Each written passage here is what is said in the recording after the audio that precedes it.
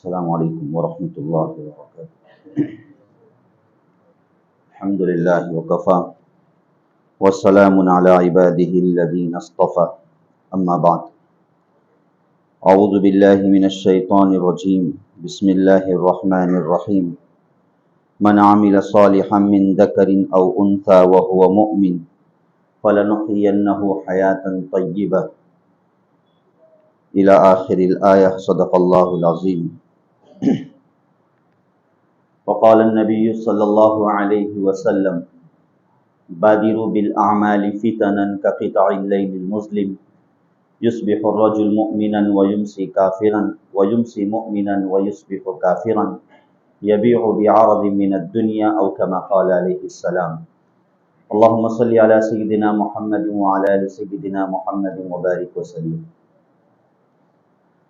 اللہ تعالیٰ کا احسان ہے اور شکر ہے کہ اللہ پاک نے ہم کو ایمان کا سرمایہ نصیب فرمایا ہے۔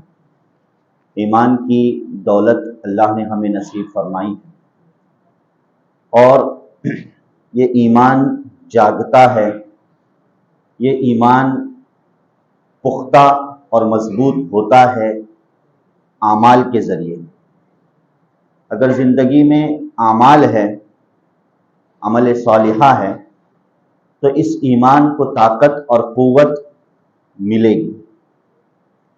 اسی لیے اللہ تعالیٰ نے زندگی کا مقصد بھی اعمال صالحہ ذکر فرمایا ہے۔ جیسے اللہ نے قرآن میں ذکر فرمایا سورہ تبارک الذی میں: الذی خلق الموت والحیاۃ لیبلوکم ایکم احسن عملا، کہ ہم دیکھتے ہیں کہ دنیا میں کوئی پیدا ہوتا ہے، کوئی مرتا ہے، کوئی آ رہا ہے، کوئی جا رہا ہے، تو ان سب چیزوں کا مقصد کیا ہے؟ کسی کو پیدا کرنا، کسی کو دنیا سے اٹھانا۔ تو مقصد یہ ہے کہ زندگی جو اللہ نے دی ہے، تاکہ اللہ دیکھے کہ تم میں سے کون نیک اعمال اختیار کرنے والا ہے، لیبلوکم احسن عملا، تاکہ تم کو آزمائیں کہ کون تم میں سب سے بہتر عمل کرنے والا ہے۔ تو یہ زندگی جو ملی ہے، اعمال کو اختیار کرنے کی خاطر ملی ہے۔ اسی لیے اللہ تعالیٰ نے مقصد حیات کیا ذکر فرمایا؟ وَمَا خَلَقْتُ الْجِنَّ وَالْإِنسَ إِلَّا لِيَعْبُدُونَ، کہ ہم نے جنات اور انسان کو اپنی عبادت کے لیے پیدا فرمایا۔ اور عبادت کا تعلق اکثر و بیشتر تعلق کس سے ہوتا ہے؟ اعمال سے ہوتا ہے۔ معلوم یہ ہوا کہ زندگی کا اصل مقصد اعمال پر زندگی کا قائم ہونا، عمل صالحہ پر زندگی کا قائم ہونا، یہ زندگی کا اصل مقصد ہے۔ اسی لیے قرآن کریم میں، ممکن ہے کہ اس موضوع پر چند ہفتوں پہلے بات ہو چکی ہوگی، کہ قرآن کریم نے ایمان اور عمل کو ایک ساتھ ذکر فرمایا ہے۔ کئی جگہوں پر آپ دیکھو گے، کئی جگہوں پر ایمان اور عمل کو اللہ تعالیٰ نے ایک ساتھ ذکر فرمایا ہے۔ ان الذین آمنوا وعملوا الصالحات، یہ تعبیر قرآن کریم میں کئی جگہوں پر آئی ہے، تقریباً 85 سے زائد اللہ تعالیٰ نے قرآن میں یہ تعبیر ذکر فرمائی۔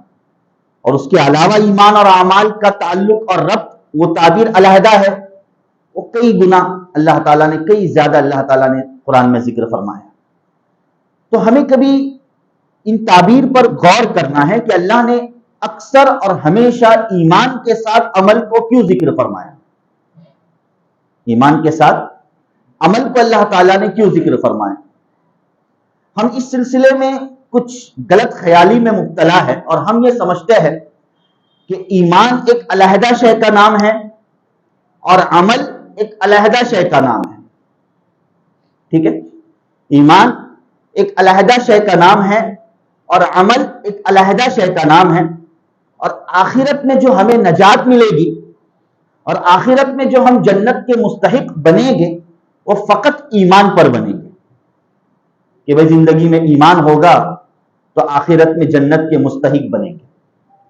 جبکہ قرآن کریم میں وہ آیات، جن آیات میں اللہ تعالیٰ نے جنت کا تذکرہ فرمایا ہے، بہت سی آیات ہیں قرآن کریم میں جن آیات میں اللہ تعالیٰ نے جنت کا تذکرہ، جنت کی نعمتوں کا تذکرہ فرمایا ہے، وہاں اللہ تعالیٰ نے ایمان کے ساتھ عمل کا ضرور بھی ضرور ذکر فرمایا ہے۔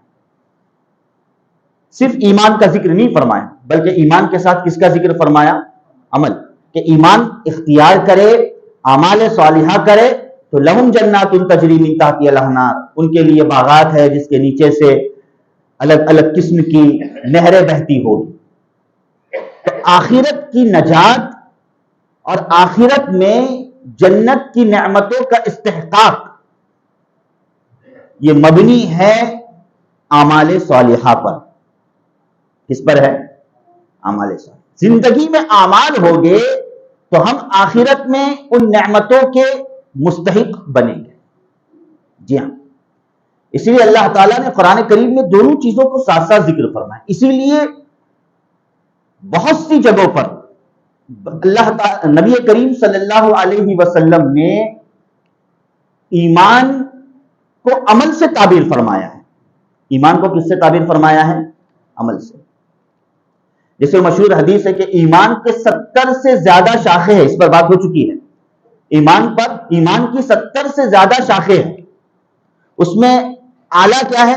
قول لا الہ الا اللہ، اور سب سے نیچا درجہ یہ ہے کہ راستے سے تکلیف دہ چیز کا ہٹانا، اور درمیان میں الگ الگ شعبے ہیں ایمان کے، الگ الگ ایمان کے درجات ہیں۔ تو جتنی بھی درجات نبی کریم صلی اللہ علیہ وسلم نے جو ذکر فرمائے ہیں وہ سب عمل نہیں تو اور کیا ہے؟ وہ سب عمل نہیں تو اور کیا ہے؟ تو گویا اللہ کے رسول صلی اللہ علیہ وسلم نے ایمان کی تفصیل ہی عمل سے فرمائی ہے۔ ایمان کی تفصیل ہی اللہ کے رسول صلی اللہ علیہ وسلم نے عمل سے فرمائی ہے۔ اسی لیے بعض تو وہ روایتیں جس میں عمل کی نفی پر ایمان کی نفی کی گئی ہے، عمل کی نفی پر ایمان کی نفی کی گئی ہے۔ ایک مرتبہ نبی کریم صلی اللہ علیہ وسلم نے ذکر فرمایا واللہ لا یؤمن، واللہ لا یؤمن، واللہ لا یؤمن، 3 دفعہ ذکر فرمایا۔ اللہ کی قسم وہ مومن نہیں ہے، اللہ کی قسم وہ مومن نہیں ہے، اللہ کی قسم وہ مومن نہیں ہے۔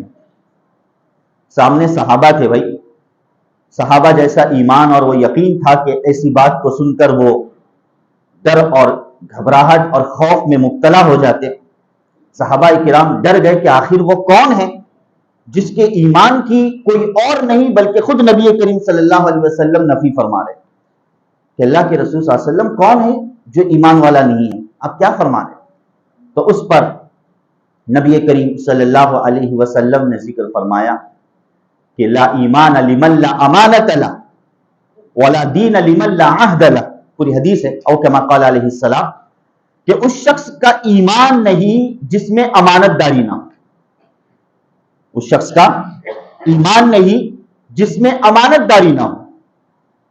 تو گویا اس حدیث میں اللہ کے رسول صلی اللہ علیہ وسلم نے عمل کی نفی پر، امانت داری کا خیال رکھنا ایک عمل ہے، امین بننا، کسی امانت کا خیال رکھنا ایک عمل ہے، تو اس عمل کی نفی پر اللہ کے رسول صلی اللہ علیہ وسلم نے ایمان کی نفی فرمائی ہے۔ کس کی نفی فرمائی ہے؟ ایمان کی نفی فرمائی ہے۔ اسی طریقے سے ایک اور حدیث ہے، اللہ کے رسول صلی اللہ علیہ وسلم سے پوچھا گیا کہ اللہ کے رسول صلی اللہ علیہ وسلم سب سے افضل عمل کون سا ہے؟ سب سے افضل عمل کون سا ہے؟ تو اس پر نبی کریم صلی اللہ علیہ وسلم نے فرمایا اللہ اور اس کے رسول پر ایمان لانا۔ اب سمجھیے گا کیا جواب دے رہے؟ صحابہ تو پوچھ رہے سب سے افضل عمل کون سا ہے، تو اس پر نبی کریم صلی اللہ علیہ وسلم نے فرمایا کہ اللہ اور اس کے رسول پر ایمان لانا یہ افضل عمل ہے۔ مطلب ایمان کو اللہ کے رسول صلی اللہ علیہ وسلم نے عمل سے تعبیر فرمایا۔ میں جو منشا اور استدلال کرنا چاہ رہا ہوں آپ سمجھ گئے ہوگے کہ یہاں مقصد عمل اور ایمان کا کتنا گہرا تعلق ہے، عمل اور ایمان کا کتنا گہرا کانٹیکٹ ہے اور ربط ہے، وہ میں بتلانا چاہ رہا ہوں، جو آج کے اس جمعے کا موضوع ہے کہ ایمان اور عمل کا کتنا ربط ہے کہ اللہ کے رسول صلی اللہ علیہ وسلم نے اللہ اور اس کے رسول پر ایمان لانے کو عمل سے تعبیر فرمایا ہے۔ ایسے کئی احادیث ہیں۔ اس لیے ہم عمل کو علیحدہ شے ایمان سے نہ سمجھیں۔ ہم نے اصل میں ایمان کی حقیقت کو اور ایمان کے اصول کو اب تک نہیں سمجھا۔ فقہاء امام بخاری رحمہ اللہ نے ایک باب قائم فرمایا ہے کہ ایمان کسے کہتے ہیں۔ امام بخاری جانتے ہیں ہم، حدیث کے بہت بڑے امام ہیں، رئیس المحدثین ہیں، تو انہوں نے ایک باب قائم کیا ہے کہ ایمان کسے کہتے ہیں۔ فرمایا الایمان قول و عمل، الایمان قول و عمل، ایمان کے اندر دو چیز ہے، قول بھی ہے اور عمل بھی ہے، قول بھی ہے اور عمل بھی ہے۔ قول لا الہ الا اللہ محمد الرسول اللہ، زبان سے کہنا۔ عمل یعنی جتنے بھی اعمال صالحہ ہے سب ایمان میں داخل ہیں۔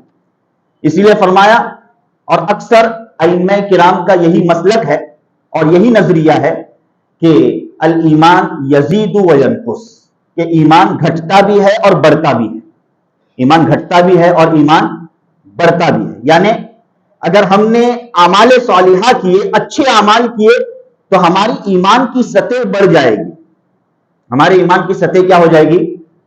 بڑھ جائے گی۔ جیسے اللہ تعالیٰ نے قرآن کریم میں ذکر فرمایا، بارہا ہم کو آیت سنتے ہیں، وَإِذَا تُلِيَتْ عَلَيْهِمْ آيَاتُهُ زَادَتْهُمْ ایمانا، کہ جب ان کے سامنے قرآن کی تلاوت کی جاتی ہے تو ان کا ایمان بڑھ جاتا ہے۔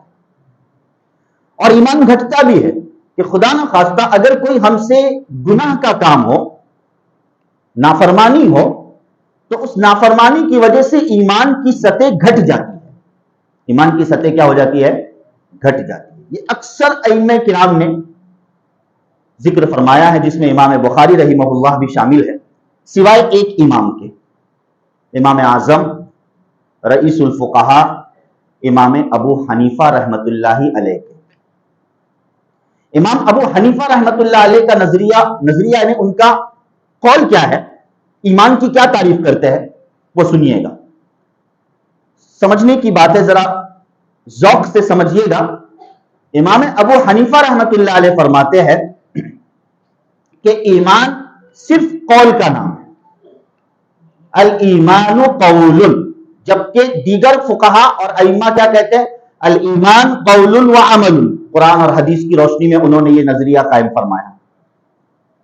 اور امام ابو حنیفہ رحمت اللہ علیہ، حنفی مسلک کے امام اعظم، وہ ذکر فرماتے ہیں الایمان قول فقط، ایمان صرف قول کا نام ہے، عمل ایمان میں داخل نہیں۔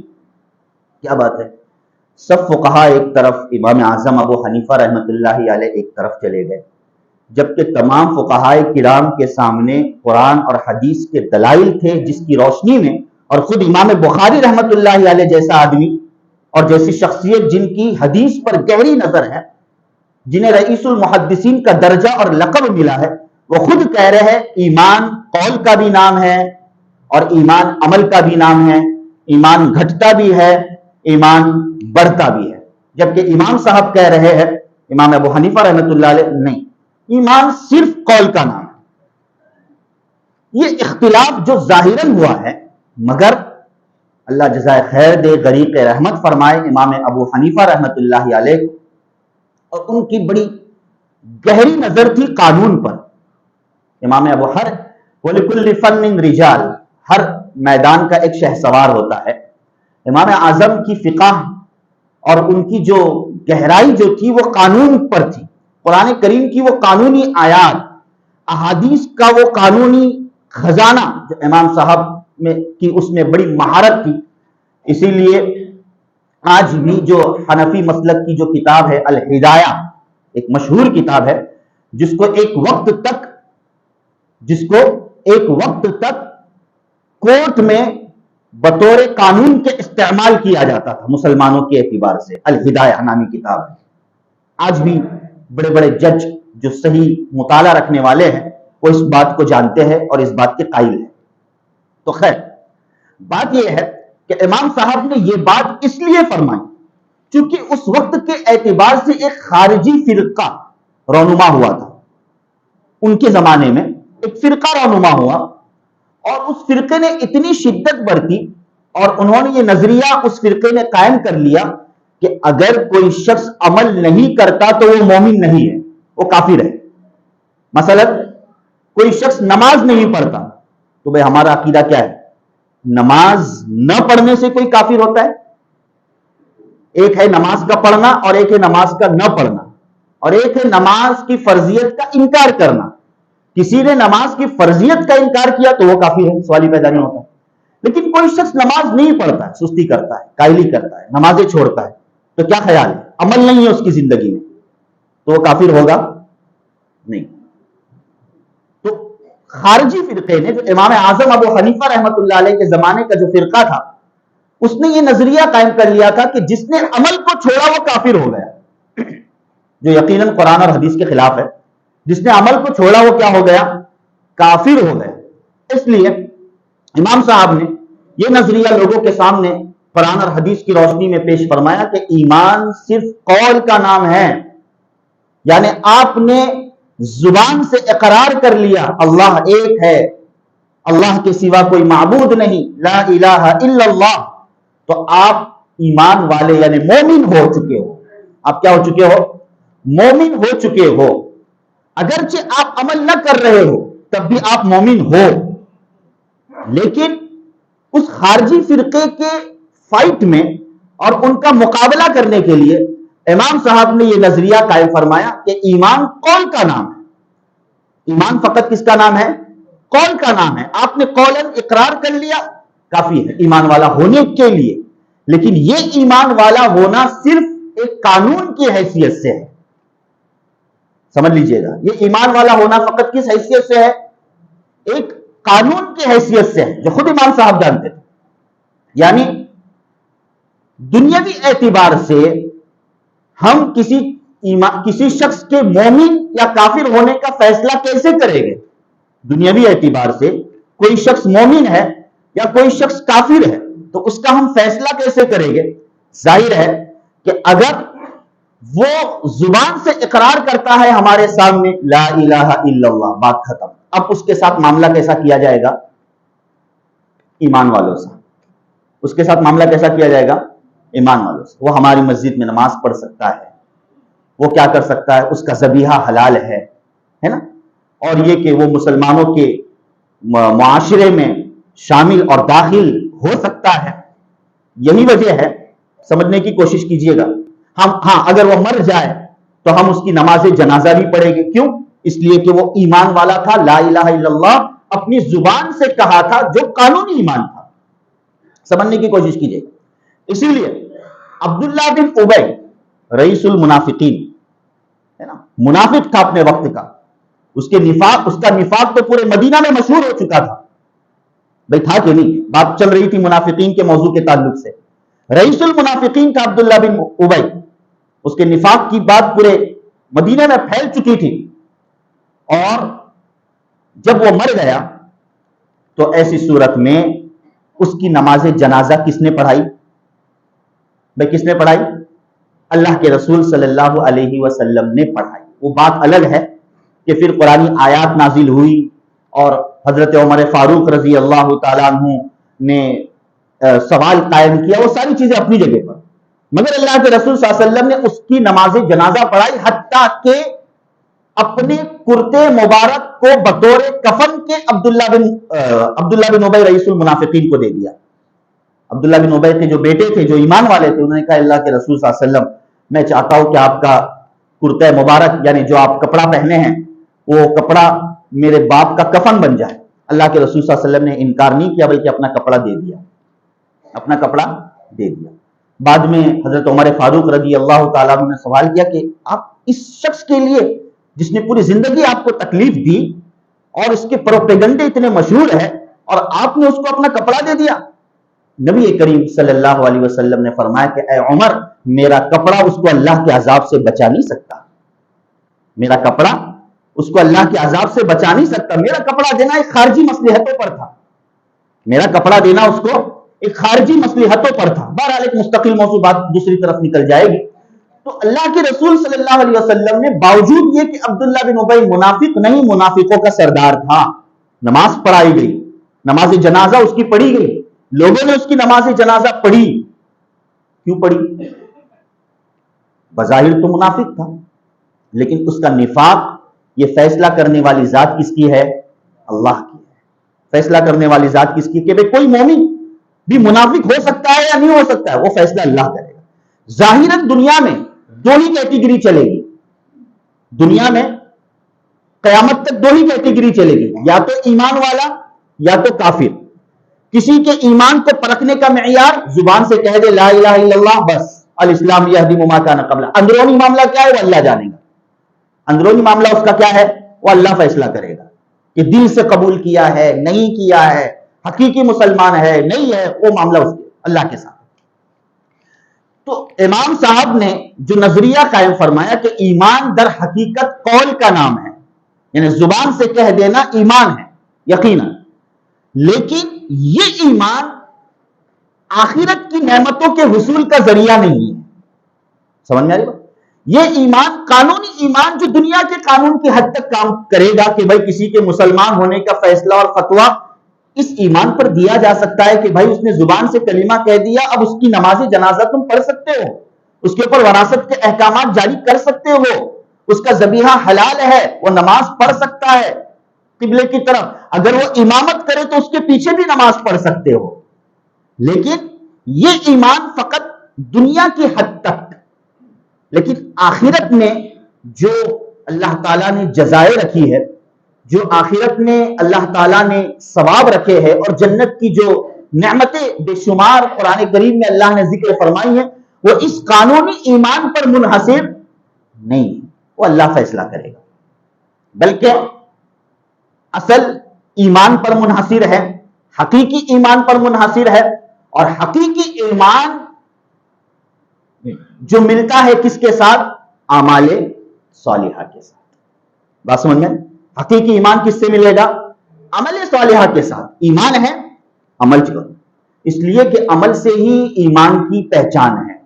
اللہ کے رسول صلی اللہ علیہ وسلم نے فرمایا کہ اس شخص کی مسجد کی، وہ شخص جو رات میں اٹھ کر مسجد میں آتا ہے، اس کے ایمان کی گواہی دو. گویا عمل پر ایمان کی گواہی دی جا رہی ہے، عمل پر ایمان کی گواہی دی جا رہی ہے. تو یہ ممکن نہیں کہ چند منٹوں میں اس موضوع کو سمیٹا جائے. تو بہرحال معلوم یہ ہوا کہ زندگی کی کامیابی اور آخرت کی جو ابدالآباد زندگی ہے اور آخرت کی جو لامحدود نعمتیں ہیں، اس کے حصول کے لیے دو چیزیں لازم اور ضروری ہے، ایک ایمان اور دوسرا عمل صالحہ. یہ نہ سمجھے، اب سمجھ لے کہ اس وقت کے خوارجی کے اعتبار سے امام صاحب نے وہ قول قائم کیا کہ قانونی ایمان ایمان قول، ایمان قول کا نام ہے. ہم بھی یہی سمجھتے ہیں کہ بھائی ہم ایمان والے ہیں، مگر ہمارا ایمان قولی ہے یا فعلی ہے، یہ سمجھنے کی ضرورت ہے. ہم سمجھتے ہیں ہمارا ایمان قولی ہے، لا الہ الا اللہ محمد رسول اللہ پڑھ لیا بس کافی ہے، عمل کرے یا نہ کرے. نہیں، یہ غلط خیال ہے، یہ ایک دھوکہ ہے. حقیقت یہ ہے کہ ہم اس ایمان کو تقویت پہنچانے کے لیے اعمال کو اختیار کریں. اسی لیے اللہ کے رسول صلی اللہ علیہ وسلم نے صاف ذکر فرمایا بادروا بالاعمال، کثرت سے عمل کرتے رہو فتنوں کے زمانے میں. کہیں ایسا نہ ہو کہ اس فتنوں کے تم شکار ہو جاؤ، کہیں ایسا نہ ہو کہ ان فتنوں کے تم شکار ہو جاؤ. ان فتنوں سے جو تمہیں بچانے والی جو چیز ہوگی وہ کون سی ہوگی؟ عمل ہوگی. اور اس عمل کی برکت ایک مستقل موضوع اللہ تعالیٰ نے قرآن میں ذکر فرمایا، من عمل صالحا من ذکر او انثى، کہ چاہے مرد ہو چاہے عورت ہو، جس نے اعمال صالحہ زندگی میں لا لیا تو اور وہ ایمان والا ہو، فَلَنُحْيَنَّهُ حَيَاةً طَيِّبَةً، تو اس کی دنیاوی لائف کو بھی ہم بہتر سے بہتر بنائیں گے. وَلَنَجْزِيَنَّهُمْ أَجْرَهُمْ، اور آخرت کی لائف کو تو بہتر سے بہتر بنا لیں گے. تو دنیا کی زندگی اور آخرت کی زندگی کو بہتر بنانے کے لیے اعمال صالحہ ضروری ہے. اور عمل صالحہ کا یہ مطلب نہیں ہے فقط کہ کرنے کے کام کو عمل صالحہ کہا جاتا ہے، بلکہ شریعت نے جن چیزوں کو منع اور حرام قرار دیا ہے ان کو نہ کرنا بھی عمل صالحہ ہے. کہ شراب کا نہ پینا عمل صالحہ ہے، زنا بدکاری کا نہ کرنا یہ بھی عمل صالحہ میں داخل ہے. اور یہ عمل صالحہ جو عملا متقبلہ کب بنے گا، مقبول کب بنے گا، اللہ کے یہاں اللہ کی بارگاہ میں قبول کب ہوگا؟ دو شرطوں کی اور دو کنڈیشن کی بنا پر۔ ایک تو نیت کا صحیح ہونا عمل کی قبولیت کے لیے ضروری ہے، اور دوسری چیز عمل کا نبی کی سنت کے مطابق ادا کرنا، یہ عمل کی قبولیت کے لیے ضروری ہے۔ انشاءاللہ اس موضوع پر آئندہ اللہ نے چاہا تو بات کی جائے گی۔ اللہ تعالیٰ زندگی میں اعمال صالحہ کو اختیار کرنے کی توفیق نصیب فرمائے، آمین یا رب العالمین، وآخر دعوانا الحمدللہ۔